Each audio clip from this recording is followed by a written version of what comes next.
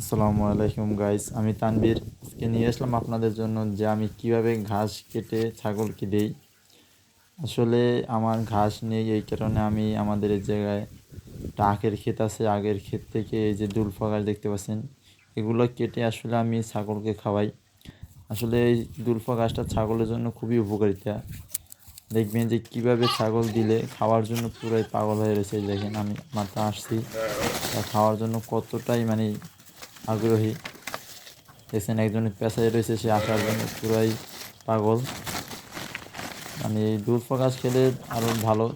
আপনার এগুলো দূরপ্রকাশ যদি শরীরও হয় এবং যদি গরুকে খাওয়ানো হয় তাহলে আরও ভালো হয়, কারণ গরুদের খেলে দুধ বেশি হয়। আসলে আসলে এত ঘাস তো দূরপ্রকাশ দেওয়া সম্ভব না গরুকে। এই যে দেখেন আমার ছাগল কত সুন্দর করে খেতে আছে।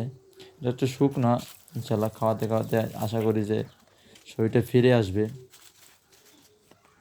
এই যে যে জায়গা থেকে আনছিলাম সে জায়গায় অনেকগুলো ছাগল, তো এই জন্য একটু শুকনো। আপনারা সবাই আমার এই ছাগল দেখে মাশাআল্লাহ বলবেন এবং দোয়া করবেন।